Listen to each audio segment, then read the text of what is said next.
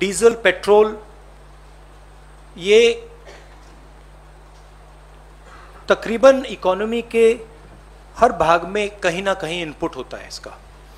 तो जब डीजल और पेट्रोल के दाम बढ़ते हैं, एक तो डायरेक्ट चोट लगती है और एक इनडायरेक्ट चोट लगती है। डायरेक्ट चोट लगती है जो गाड़ी में, स्कूटर में, ट्रक में डीजल पेट्रोल डालता है, उसको डायरेक्ट जेब में चोट लगती है।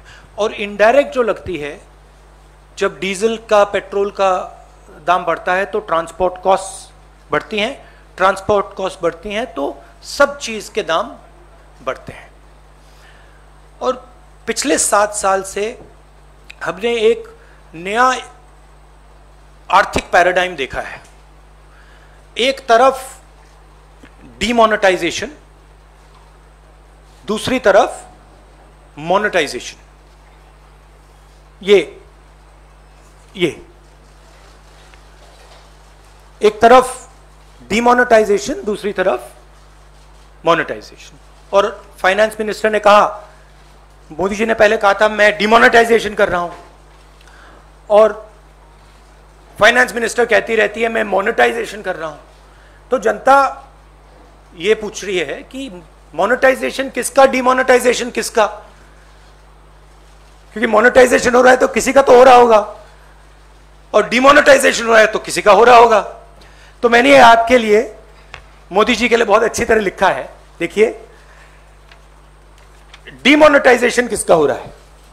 किसानों का हो रहा है, मजदूरों का हो रहा है, जो छोटे दुकानदार हैं, मिडिल साइज बिजनेस वाले हैं, स्मॉल बिजनेस वाले हैं, उनका हो रहा है, एमएसएमईज का हो रहा है, सैलरीड क्लास, सरकार के जो एम्प्लॉइज हैं उनका हो रहा है, और जो ईमानदार इंडस्ट्रियलिस्ट हैं उनका हो रहा है।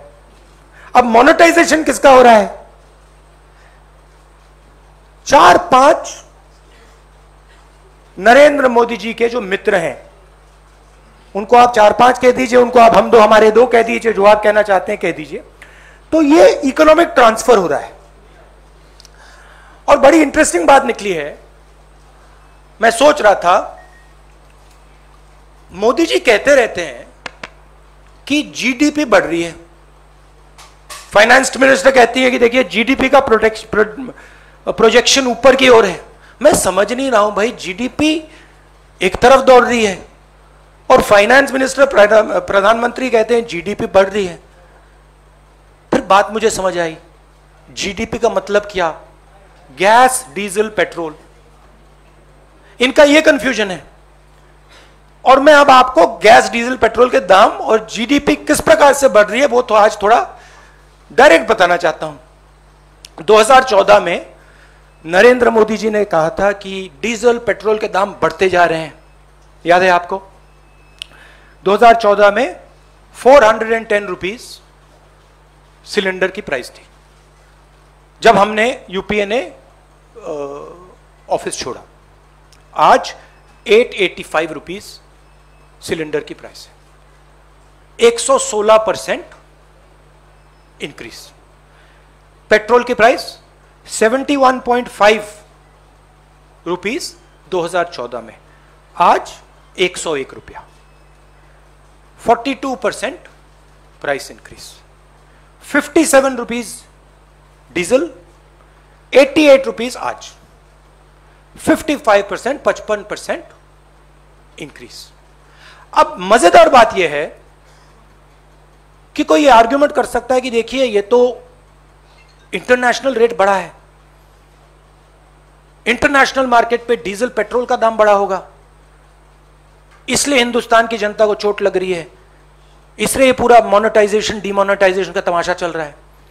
मगर अजीब सी बात यह है कि जब यूपीए की सरकार थी 2014 में, तो 105 रुपीज कच्चे तेल का दाम था, आज 71 रुपीज है, 32% ज्यादा था हमारे टाइम।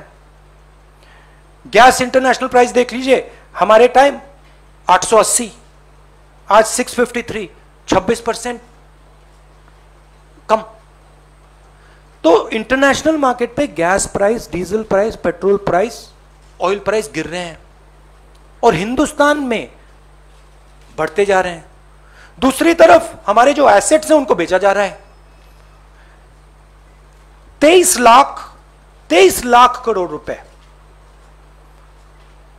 23 लाख करोड़ रुपए सरकार ने जीडीपी से कमाया है।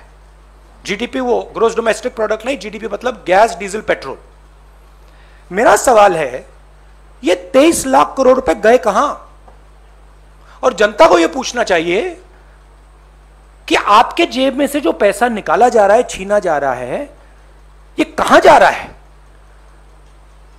जो हिंदुस्तान के एसेट्स हैं, हमारी कंपनीज हैं, उनको बेचा जा रहा है, डिमोनेटाइजेशन किया जा रहा है, नोटबंदी की जा रही है, जीएसटी आपसे पैसा छीना जा रहा है, किसानों के 3 कानून बने हैं, वहां से आपका पैसा छीना जा रहा है।